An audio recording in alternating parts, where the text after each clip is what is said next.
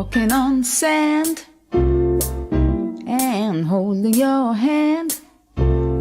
Feel like a tourist in my own homeland, in my own homeland. Enjoying the bright, the warm sunlight. Oh my God, what a beautiful sight in my own homeland. This place is so nice, wanna do everything twice. Yes, I feel as if I'm in a paradise. No matter the season, you've got every reason. This place is another little heaven. East or west, I couldn't care less. Ooh, this place, it is definitely blessed. My own homeland. North or south, feel free to wander about. You can jump, dance, or sing and shout in my own homeland. Give yourself a treat, a few days or a week. Greetings, kings and queens. Welcome to another Real Stuff podcast. Today is Monday, and today we have a special, actually this week we have a special feature, and it's focused on Barbados. And our special guest this morning is none other than Mr. Morris Greenidge, event guru, musician, historian, independent scholar, and author. And he will be joining us this morning, and he's going to talk about a number of things from the history that we want to know about Barbados to its current state. So in case you got to get your tea, your coffee, whatever beverage you consume this time of the morning, I tell you, you better go get it, because I'm coming in with my podcasting team in a few minutes. So run, go get your tea.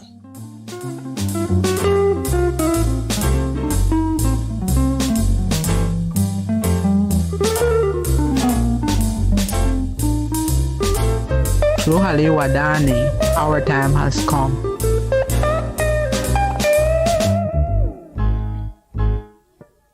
And the music now I wanna, can I ever refuse it? Pulsating, vibrating, reggae, reggae, reggae. Very sky, rock, a steady mental, a quadrillion, a coming. You can fill your belly with a coconut jelly, mango. Yes, indeed. So many nice food and fruits. Top of the morning, kings, top of the morning.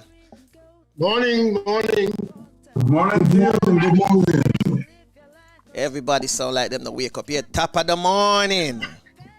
Top of the morning. Right. Morning, Morris. All right, morning, that sounds much better. Well, without any further ado, I'm going to just hand it over to Flavius. So, Flavius, it's all yours. Take it away. Okay, morning, viewers and listeners. I suspect by now everybody will realize that Barbados is making a very big step in their history. They are going to republic status. So the Real Stuff podcast is devoting this week to focus on Barbados, a few things, And to start us off is Mr. Morris Greenidge, and he's going to be speaking to us about the whole transition of Barbados from the English settlers to the Republic. In fact, his first book started that whole thing. If you can see it here. Where did you get that from? I got it from Barbados, of course. You from were the author. You were there at the launch. Yes, of course. I could not have missed it. Yes. That's Holetown, Barbados settlement revisited. Yeah, that's revisited. Yeah, this is where Barbados started, as at that time anyway, from that time. But just before I hand over to Morris, I must say a few things. I met Morris some years ago in Jamaica at an events conference. And like fate would have it, we sat side by side. When we had a break, he introduced himself. He was from the Barbados Tourism Authority in charge of their events and sports. So he inquired what I was doing. You know, I would say the main thing I was doing at that time, I was managing the British Domino League team when they toured. And he asked me if I could get them to Barbados, and I said yes. And that was, I think, about a Tuesday. The Wednesday, he left back to Barbados. On Friday, I got a call from BWIA. They had a ticket for me to go to Barbados. Wow. And the following week, I was in Barbados talking to the Domino Association executive. And like they say, the rest is history. The tournament was arranged and it was very successful. But during that time and after, with my interaction with Morris,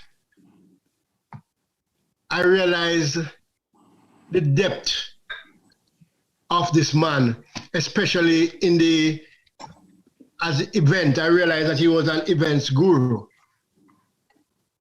And I was in a finishing school. So I did what any sensible person would have done.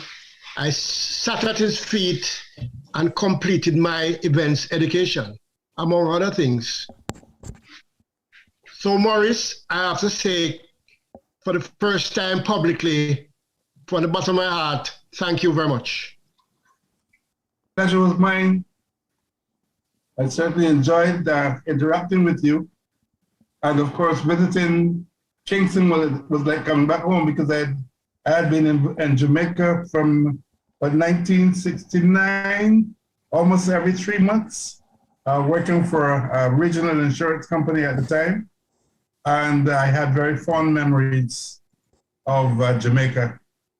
And all of it. I think that in those, 70 to 75, 69 to 75, 6 years, I must have seen every little village on my own when I had time. As a matter of fact, there was one time, I'll tell you this, you can laugh at me, but I saw the sign on the bus, Aracabessa, and I'm in town asking two things. That was one. Where could I find the bus going to Aracabessa? And everybody said, where? and after about half an hour, what is it? You mean Rockabess? Rockabess, yes. if that's where it is, I want to get there. And I went out and saw the place. Intrigued by a Jamaican countryside, the Clarendon area, the Linstead Market area. I'd seen it all. And so I had very, very happy memories of Jamaica as a whole. But what I want to start with is not the history, but the present, if you don't mind.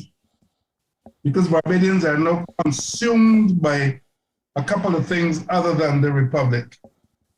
And if you don't mind, I'll tell you, first of all, one of the greatest news is that the tourist season began on November 15, and our economy obviously is getting a boost because the boats are coming back. During the shutdown, in fact, immediately after the shutdown, we had about 13 to 15 boats that their domiciles would not let them in.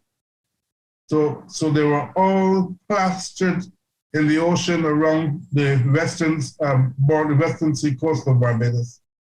And they would, from time to time, come in to either exchange crew, have crew go to hospital, get oil, get supplies and so on.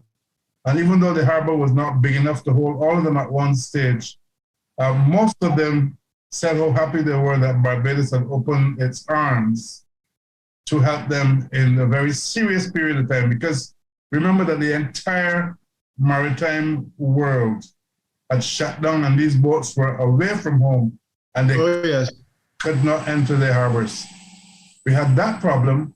We had another problem in the Caribbean, that the entire Caribbean itself was shut down. And actually, during the interim, I helped one of my friends write a book on an Amerindian boy who was stranded in Barbados. He came up for the Holetown Festival, Flavius, and he came up with basketry. They made some wonderful straw baskets and items. He came up to sell these at the Holetown Festival, as he does every year, and suddenly found that he could not get back to Guyana because they had closed its borders. So he spent 3 or 4 months here at a friend in Holetown, and she recorded his life story. And that was one of the things I did for 2020 to help her to put his life story together. And you will soon that publication of an Amerindian boy stranded in Barbados, but his life story is called Withholding Nothing. And you'll probably see that. In fact, you will definitely get a copy as long as they're published. Then there is, at this stage, the relaxation of the curfew, and that is coming prior to the event of Independence Day next week, as well as Christmas, which is coming up.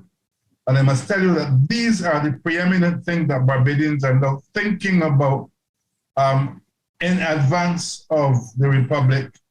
And I think, I have a sneaky suspicion that in the minds of 60% of Barbadians, they take the preeminence over the matter of the Republic moving. Wonderful. Now the Republic is a different story altogether. I don't think that for us in Barbados, it's a huge deal. Again, the same 60%, I think, is settled. However, speaking as a former journalist, I must tell you that I suspect that Barbadians are expecting, or were expecting, the transition from British to Barbadian to Republican. I think it's a logical progression, and I think most Barbadians accept and expected it to happen. I think, however, that there is an undercurrent of those people who think that it's being pushed a bit and who think that they do not yet know enough about it to be 100% sure as to whether it should be next week or next year. Let's put it that way. But I think that it is a logical progression from my own standpoint. But let's go back in history. And I'm not going back to 1652, because as far as I'm concerned, the people who penned the Barbados Declaration of Independence in 1652, they were not who we are. They were people who changed from being royalists to being Republican to suit the fancies of the day. They were particularly interested in getting rid of the Navigation Acts for reason of trade. The big thing by 1652 was that it had become the #1 product of Barbados, whereas cotton and indigo and so on had been the dominant crops before. By 1652, sugar was coming in, and African slavery, or slavery in African lives, was beginning to take preeminence as well. So those people were not who we are today. These former royalists went to England, and they went with one thing in mind: to have the Navigation Acts overturned so that they could revert to the status quo ante, and that was having free trade with the Dutch, who were the dominant traders in the region and from whom they got monies for their sugar. And secondly, so that they could enjoy the beautiful Portuguese Madeira wines. They wanted to live the luxury. And so they were not particularly interested in whether Barbados then came under the King James, I believe, King Charles, it was. Charles it was at the time. Or whether it would have been under Cromwell. Now, Charles lost his head in 1649. And so the royalists were very angry about that. And Cromwell himself was trying to make sure that he retained the possessions in the colonies. So that's a different breed of people. The Charter of Barbados went along. One thing I must say is that because of their independent spirit, and because of the fact that they were making money for the mother colony, the mother country, I don't think there was a big deal of problem. In fact, the terms and conditions of that original charter of 1652 were very much in favor of the original royalists. That's the Alleynes, the Draxes, the Buckleys, and these people had been on a boat or on boats to and fro England, Barbados, making sure that they got the best terms and conditions. Now, fast forward to what I call the emancipation of Barbados, that is 1937-38. And you will ask me what craziness I'm talking about. Emancipation for us on the books took place in 1838, but it was not properly eventuated until 100 years later when we had the riots throughout the Caribbean, all over the Caribbean. And in 1937, in July, Barbados had its fires and its riots and its deaths that made a huge change later on in the political and in the governance of Barbados. We had the emergence of homegrown people, like Charles Duncan O'Neill, who had died 8 months before the riots erupted in 1937. You had people like Colonel Wickham, the outstanding and outspoken journalist, who was Wickham's mouthpiece. And you had other people. And then you had a lot of expatriate Barbadians who joined together and made sure that there was funding to start an indigenous political party known officially early as the Barbados Progressive League, and then that changed to the Barbados Labour Party. That's when you had people like Grantley Adams coming to the fore. And eventually by 1941, you had the Barbados Workers' Union with like Sir Hugh Springer, who, by the way, by 1948, came over to Jamaica to be the first registrar of MONA, Jamaica's UE. Sir Frank Walcott, eventually, the first general secretary of the Barbados Workers' Union. So that's why I say that 1938 was, for me, the watershed period. That was our real emancipation. And it took us 100 years before we actually saw what emancipation would look like. In fact, between 1838 and 1937-38, Barbados, for the working classes, actually went backwards rather than forwards. Real wages declined, and in fact, when the Freedom Papers were written in 1838, at the same time you had all throughout the Caribbean, but especially poignant in Barbados, were two pieces of legislation. One, the Located Laborers Act and the Masters and Servants Act. These two acts gave three acts. The Emancipation Act gave you your freedom, and then the Masters and Servants Act tied you with the Located Laborers Act to your former master and plantation owner. If you were found straying from your plantation, you had a problem, the located laborers.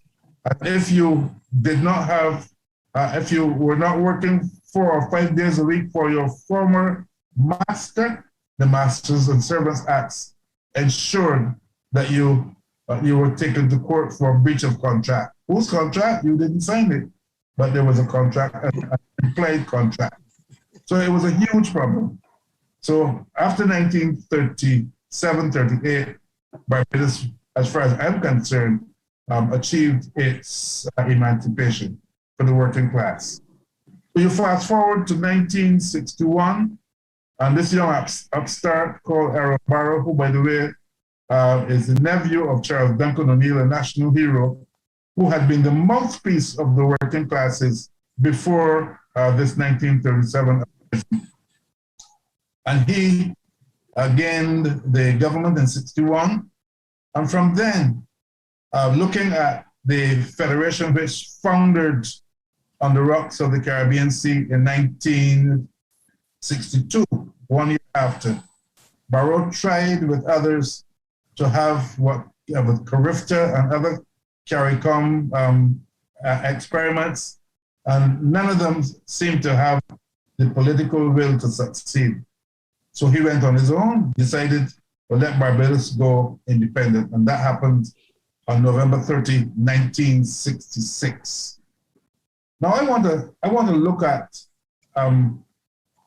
independence and the Republican status the same way you would look at a young couple deciding at age 21 to get married. You get married, or you're going to get married, but you are not sure about the future. You don't know if your salaries combined would allow you to live a comfortable life and do what you need to do, especially if you have a young child or children to support. So what do? You assess the situation, and if it's possible, you live with your mother with your wife's mother. So you are independent in that you can make certain independent decisions for yourselves, the married couple, but you're still living in your house, in your mother's house. And that is the status that we had when we became independent.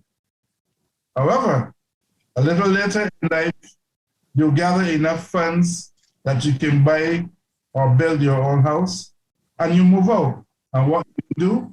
You invite your parents, come and see my house, and they come, just as we invite, or should have invited the Queen to come and see us go into the Republican status.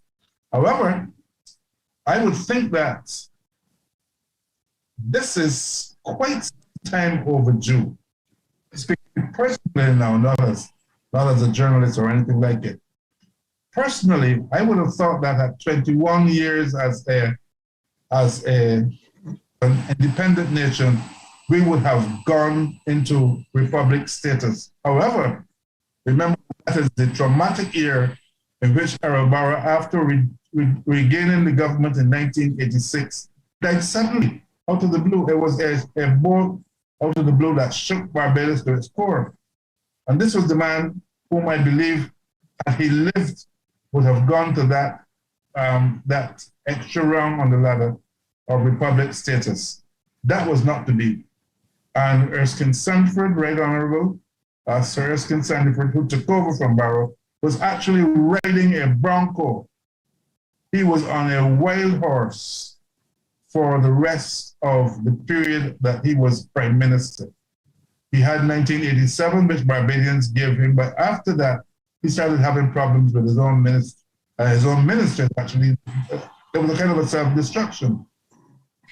So he could not bring in the Republican status. I thought that Right Honorable Owen Arthur, a man from among the people, who you would have known in Jamaica very well, because he was a Jamaica bauxite. I think he was an advisor to the Jamaica government and economics at one stage as well. Mm-hmm. He would have brought it to Republican status, but for some unknown reason, it just did not happen. So here we are now in, I would say 30 years late, but I think the time is here, and it's going to. One drawback, however, is that as I said earlier, there are many people, most of whom are for the Republic, but who are still unsure of the process. And that's why I say that's the only, I wouldn't even call it trepidation, but I would say the only drawback is that many people are still not sure. I think some people thought of the reality of a constitution brought to the people for a review before the date. But you have the date, and then the constitution will be ratified afterwards. And most people have not yet seen it. So that is the major drawback. But I think that generally speaking, Barbadians are for the logical progression from colonial independence to republic. Question, Morris. Do you think that your current prime minister, that she had this on her mind even when she was running the election? I can't think, Flavius. I am one. The only thing I can't do is to read people's minds. Yes. Say, if she had thought of it, I would have hoped that she would have brought it as a manifesto item. I didn't hear of it. It may have been, but I didn't hear of that thought from her. Although I think that she did well, but it's there. It's there in the open now, and people are now coming to grips with it. Okay, Cleve, you have a question, Cleve? We have a person. Yes, I have a question. Yes, so go ahead, Cleve. Thanks very much, Morris, for making the presentation. I have, you mentioned about some people having concerns about the way forward. My question is about this. We know that we have two prime Caribbean examples that have gone Republican, Trinidad and Tobago and Guyana. Trinidad has fairly gone well following the democratic route, but over in the early years of Guyanese republicanism, we've seen the hints of autocracy in that system. What do you think might be the prospect for Barbados following one or either of these two predecessors? I would think that Barbados would not follow either Guyana nor Trinidad when it comes to governance. I think Barbados has always, I don't want to use the word stood out because that might be constrained as stuck out. Barbados has always been, don't forget that we were never a crown colony, number one. And secondly, the fact that our systems, and I think it also has to do with the fact that we were not a multi-ethnic society. Mm-hmm. Remember, Guyana first. Guyana and Trinidad to a lesser extent had the same problem. Because when slavery was abolished, or just before slavery was abolished, Guyana, you had an influx of Asians who were brought in because, and it happened in Trinidad the same way, the blacks who had suffered during slavery did not do like the blacks in Barbados. They said, we dumb tools, master. Slavery done, we done. We're not turning another cane piece. Mm-hmm. Had to bring in the labor force out of China and out of India. So now you have a set of ethnicities. You've got Africans, you've got two sets of Asians who come into your country, but the two sets of Asians are completely different, the Indians and the Chinese. Mm-hmm. And the same thing happened in Guyana. Guyana, yeah. Some are almost identical with the result that you had this huge problem of racial tensions throughout. And Britain should have known better, I will now say this, because what you have done, you've brought in a competing force. And from that time until fairly recently, you had actually ethnicities forming political parties. So that's all a disaster. Yeah, that's true. Guyana, it was even more poignant because you had the Chinese, most of them, I think, came up to Jamaica, didn't they? Yes, they did, yes. Oh, yes, oh, yes. But then you had the Indians. I'm not talking about the Amerindians. You had the Asian Indians coming up against the Africans, the residue of the Africans. No. Yes, some came to Jamaica, but not that many. No, not that many. No. But they tended to integrate and keep very low under the radar. That's true. That's true. But the Indians and the Africans in both countries were dominant. And I said it many years ago. That if the Indians ever went into the type of position where they ran the country in the majority, a Negro government would never ever succeed again in Guyana. Mm. Indians are now outnumbering the blacks in Guyana. And I have a sneaky suspicion that it's pretty close to the same thing in Trinidad. Okay. You have this tension that you don't have in Barbados because they are now 90% black. The Indians who came to Barbados, the first trickle started around 1908. That's pretty close to 100 years, and they didn't come in any numbers. After 1938, you started seeing Indians coming from Gujarat and so on. But the numbers that you have in Trinidad, the numbers that you have in Guyana. So we didn't have that problem. Thank you. Good. Political experience is hugely different from what Trinidad and Guyana have gone through. Great, sir. Thank you very much. Very good answer.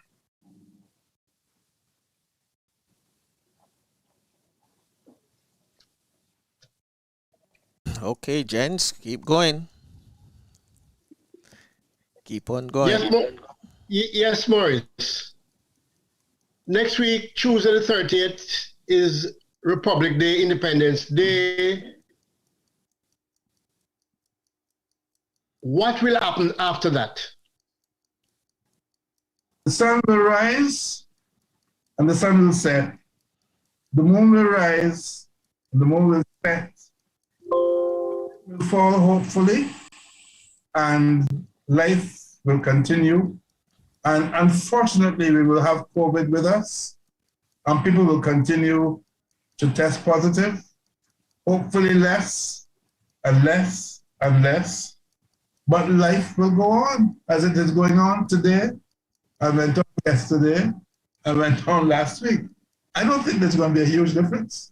What will change is our status as a country and our feelings about our own selves will probably take a slight change. We will probably feel a little bit more independent, but we also have to take that with the proverbial grain of salt and with the proverbial care, which I think Barbadians have generally always had. We've tended to be much more conservative than most of the rest of the Caribbean. Mm-hmm. But we will have to be careful now with whom we do business and how we do business with them. I already hear people talking about the fact of borrowing heavily from the Chinese and becoming to the Chinese to the point of losing your sovereignty in a different way. Losing your soul, yes. That's a real problem. That fear was expressed only two or 3 days ago. I think I saw a newspaper column on it. So that's there. But I think life will go on.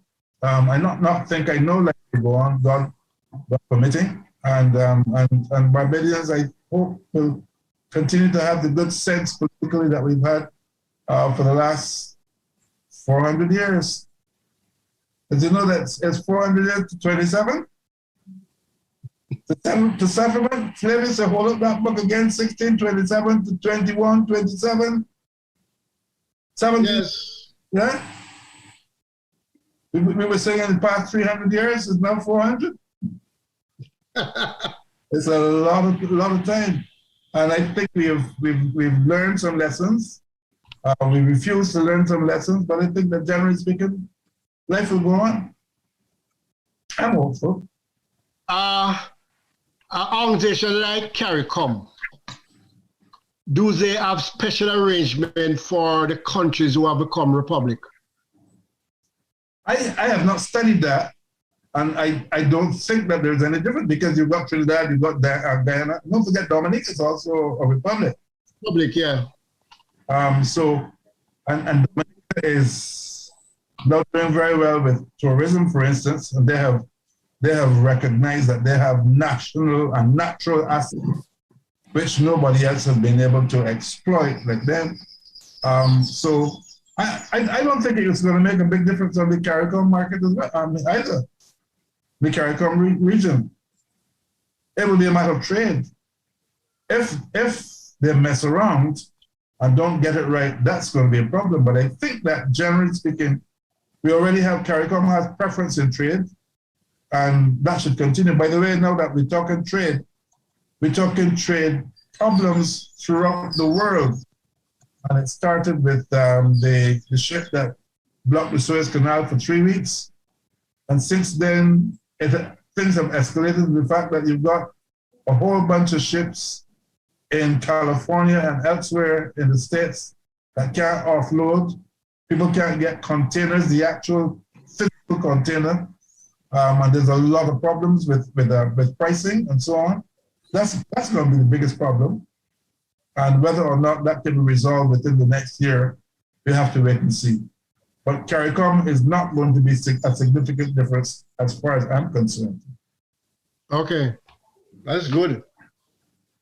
Well, you have, like I say, you have some countries that are republic now that are part of CARICOM. So, and all we're doing now is waiting to hear when Jamaica is going to follow. Yes, yes. I am waiting myself. Jamaica doesn't like to follow. It should be tomorrow. Well, no. When is your Independence Day celebrated? Gone already. 6th of August. Well, so, next August. Yeah, they can do it next year. Yeah. Yeah. Tell the people from now. Hey, we're going solo. We're going republic. So, yeah. And let's prepare for it now. I always think of Jamaica with fondness.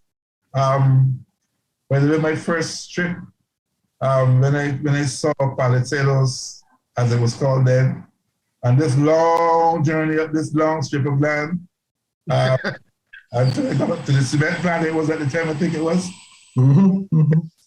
This is no little Barbados.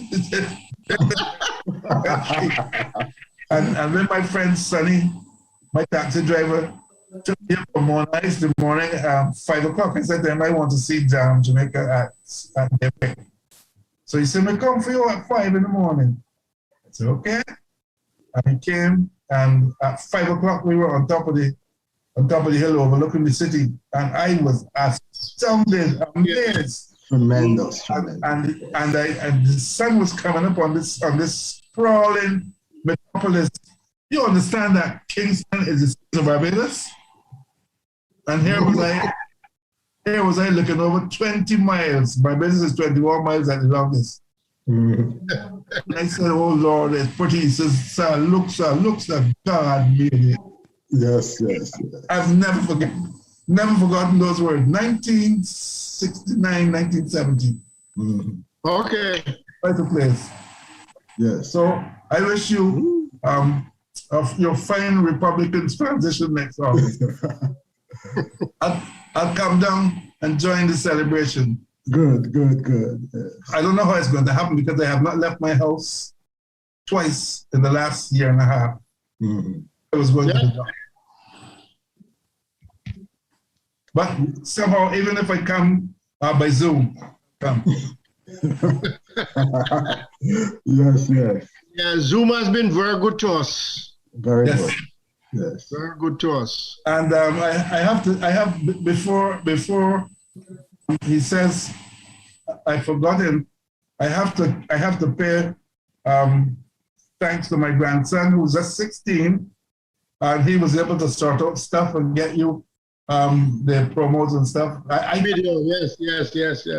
But he made it look like a dream. Oh, yes. Just sit down and do it. I'll do it for you. They know how You to. got it, and I'm very happy for you and for him. So thank you. Oh, yes. We are very happy that we got it, yeah? He's not little. I said little, but he's not little. He's a big 16. Yes. Flavius, another question here. Go ahead. Yes, so the other question I have is this, in terms of the system of the courts and justice. Will, do you see Barbados going it alone, or for how long, or be integrated in the Caribbean Court of Justice? What do you think it might be? What are some of the challenges for the Republican Barbados in terms of the court's justice system? I honestly don't see any. I don't see, you use the word challenges interspersed with the word change. Mm-hmm. I don't see any, because we need to have a final court. And our final court moved from the Privy Council many years ago to the Caribbean Court of Justice. In fact, Mm-hmm. we were in the forefront of the formulation of the Caribbean Court of Justice. I can't see that changing. Okay, great. So you are not with the Privy Council anymore? No, Yes, we had the Privy Council. Okay. Actually, the House of Lords, we can't go back there. no, not at all. Yes. Mr. So Greenidge. the only other way is if we would have, and I don't see Barbados coming out of CARICOM. Mm-hmm. Mm-hmm. Mr. Greenidge. So to me, it is a logical conclusion that we will remain in the Caribbean Court of Justice as our final court. Mm-hmm. Great. Flavius, I have a question there for Mr. Greenidge. Go ahead, man. Mr. Greenidge, what happened to those attorneys who have the QC? What will their title become now? Well, I think it will just become SC. Huh? SC as in senior counsel. That has been used elsewhere. As what? I didn't hear that, Morris. To me, they will just have a different designation. I don't know if the early ones will keep their titles, but certainly new ones will not have a QC. They'll probably have a SC, as in senior. Oh, senior. Okay. Yes. But what isn't the Q stand for what? The Queen's Council? Yes. Yeah, Queens, You yeah. can't borrow the lady's name anymore. I figured they'd get rid of all. I figured they'd get rid of anything that's a queen. Yes. If you're going Republican, you can use the QC. But for future attorneys, that is. Mm-hmm. I think that they just simply use the SC. Okay. And I suppose that would have to be. I haven't seen it yet, but I think that's logical. Yes. Okay. Sound Lots fair. of things to think about. Yeah, lots of things to think about. There are a few honors which have come about. I saw FB, F meaning freedom, as one of the honors, most honorable freedom of Barbados. That came about last year. Mm-hmm. The principal of UE, FL, and our most revered entertainer, the mighty Gabby, were granted that honor. Yes, that's right. Titles of most honorable so and so FB Freedom of Barbados. I suspect that will continue. I understand that Prince Charles and somebody else is getting the Order of Barbados. Okay. That might not become the highest honor. Mm-hmm. The Order of Barbados. Giving them a going away present. See that? You're giving Prince Charles a going away present. His mother should get it. But since he's coming instead, he will get it. Yes. Okay. Reasonable expectations are that he will be the next monarch. Monarch, yeah. So that will stand in good stead. The transition from Barbados has been so amicable that he has been granted the highest honor of Barbados. No problem. That is nice, yeah. Flavius. Yes, go ahead. Yes. So you mentioned that Prince Charles is going away, but I don't think the going away will be too far, because I think Barbados might, like other Republican countries, remain part of the Commonwealth. Is that the expectation, Morris? Yes, Barbados is going to be still a member of the British Commonwealth. Right. British Commonwealth of Nations. But most countries have done that. Most of these countries. Yes. Most of the South Africa, all these countries. Yes. As far as I know, most of the African countries, or nearly all of them, and the Caribbean of God Republic have remained as members of the Commonwealth. In fact, one of the people who have been very close to us is Dame Patricia Scotland, who, as you know, is a Dominican birth, I think. Yes, that's right. Yes. It's not going to be huge. We're gonna stay close. We're gonna be cousins. Of course. Draw close. Okay, that sounds good. And all I'm looking forward now is to see the Order of Kingston from my friends, Lindley, FK.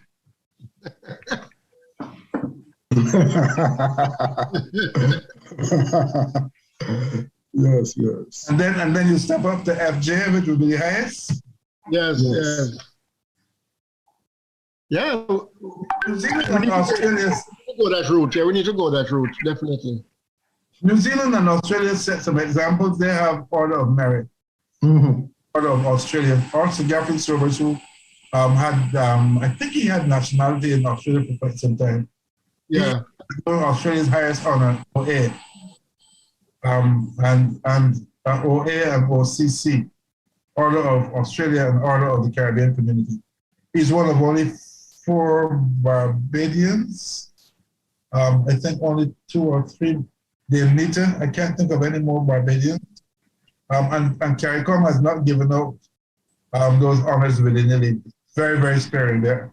You can count, I think, the people who have received the OCC on 1 or maybe 2. I didn't even know they had that. Yes. There are a few. Out of the Caribbean. OCC. Yeah. But as I said, things will change, and it will be a change that will see just the status. You're moving from one house into another, but it will be the same family. So, as part of the celebrations, will Barbados be celebrating one of its most glorious sports of cricket, and where do we see cricket as part of this big celebration? Because Barbados has some of the greatest West Indian cricketers in history and throughout the world as well. Well, I think I don't know yet what the full schedule of activities is going to be, but certainly Barbados' sports, and I'm working now on a volume called Profiles of Barbadian Parishes, which I've been working on for the last pretty close on 2 years. And Flavius, that is going to be a biggie. It is right now in excess of 100,000 words. So when that comes up, you're gonna have to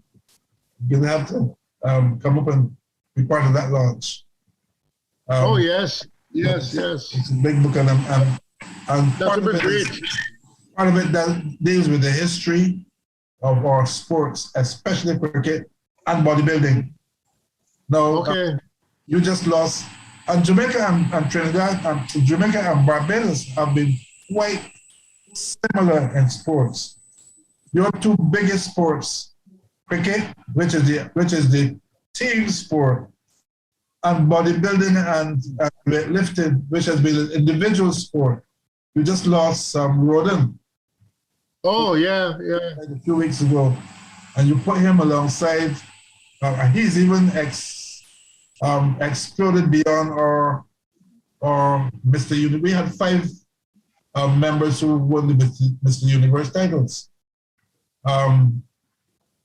So Flex Roden has gone a little further than those in earning the Olympian title, which is the highest of all. So you see the parallels between the two countries.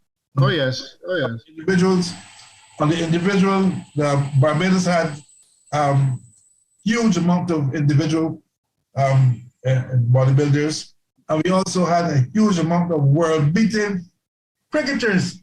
Mm-hmm. A man whom we call George Headley, you know that.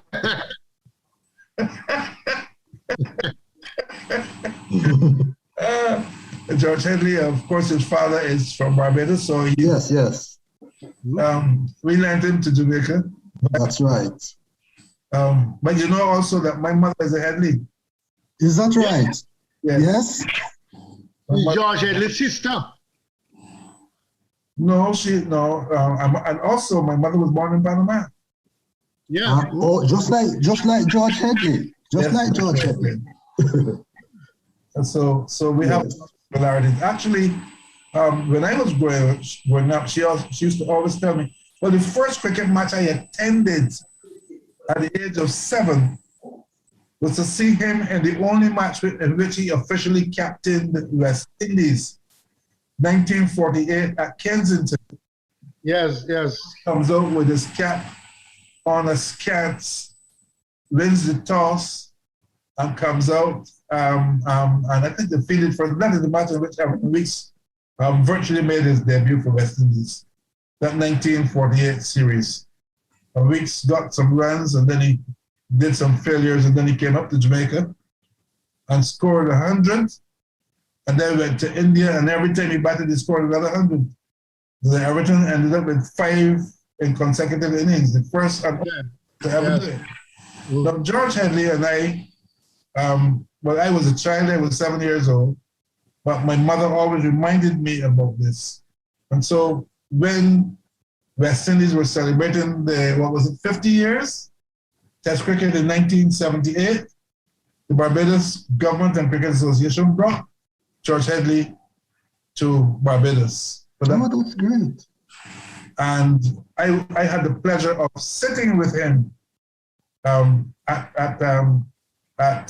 Kensington Oval and doing an interview with him. He was getting on in years 1978 at the time. Yes. He was born in 1909, is that right? Yes.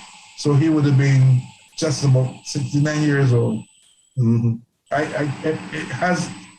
It's given me great pleasure as a sports commentator at the time to have kept a photograph of that for me, personal moment of family reunion. So it is, yes.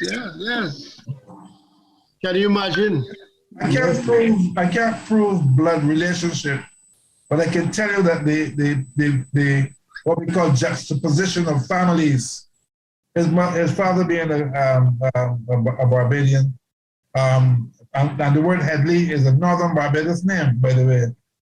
And then my mother being a Headley, and both of them being born in Jamaica, 9 and 8 years apart. He was born in 1909. My mother was born in 1917. Unfortunately, her mother died virtually childbirth. She came home to be raised by her auntie and their families. So she never had a chance to go back to Panama. In fact, she saw her father not only, he brought her home when she was still in a basket, and she never saw him again. Mm. She grew up as a very independent woman. Thank you very much, Morris, It's been my pleasure. for this enlightening morning. Very, very enlightening. Well, not morning for you, but morning for us. Enlightening morning of some of Barbados' history. And before I just want to show this book again, Morris' first book. And this book actually changed the Barbados. Yeah. And you're seeing this one as well? Yes. Yes, I have that one too. Yeah. You have this one. This is the history, the story around emancipation. Yes. The woman is one of our foremost hoteliers, and as I said to you, you came for the Barbados one. Yes. And that is going for the Bridgetown one. And within the next couple of months, hopefully, we will have the parish profiles for you. Okay, wonderful. So thank you very much. Thanks for having me. Over back to you, Franco. Yes. Thank you very much. Also, Mr. Greenidge. I don't know if you're related to Garden Greenidge. But Thank you. Yeah. But thank you for your time this morning, for catching us up on the history of Barbados and for what is to come. The whole Caribbean is focusing this week on Barbados. So next Tuesday will be big things are going on in Barbados. I'm going to ask Cleve to do the honors for us this morning and do the summary. Yes, so thank you so very much, Morris, for sharing with us. You have shown us that Barbados not only is a leader amongst us, but for other countries of the Caribbean which have not yet gone the route of republicanism, we still have a lot of commonalities. And Barbados will continue to lead the way in promoting people, power, and self-reliance that is so true of the country and a lot of our Caribbean people. And as you have hinted, Barbados and Jamaica share so much in common. And so we do hope that with the step that Barbados is going through now, it will be exemplary for Jamaica and the rest of the Caribbean to continue to shine as rising stars in the West. Thank you so much. My pleasure, gentlemen. All the best to you. Okay. Thanks again. We want to thank everyone this morning who are inside the YouTube forum. I see Empress Starlet is there. Want to big you up this morning and the family. All the best. And for those who participated and those who didn't, we want to thank you also. Remember that this week our focus is on Barbados. So tomorrow we'll have another Barbadian who will be joining us. And some of you are familiar with him. It's Carlston Medford. And he will be here with us to talk about the mental health and issues, maybe what, Barbadians are going through with COVID-19, etc. And so much things, that is happening in Barbados and in the Caribbean. And so I'm going to ask you all to remember to like and subscribe and share the video. And the object of this channel is to educate you and entertain you as well. And remember, this is your podcast. This is your Caribbean podcast, the Real Stuff Podcast. So live and love every moment of your life and be grateful for each new day. Cherish your family and friends. Bless others. Keep the faith. Never lose hope. And remember, prayer changes things.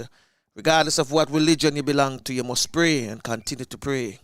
So on behalf of my podcasting team, this morning I want to thank Flavius. I want to thank Francine, Courtney, Max Wanette, and myself, and also Cleve for taking time out and for being here with us and for sharing in this wonderful moment with Mr. Greenidge.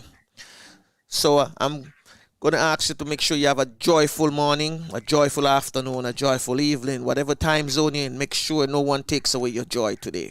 And so I ask Queen Lubafu to say the Our Father for us in the Garifuna language. Tafina will take on myself to take us out of here. Until next time, ta-ta. You lead us song fulla. You belong far away away. Ajugwala lebo buseru. Lida mua, lida songfula. Lida mua, lida songfula. Well, unfortunately, this is it. Till next time. Bless.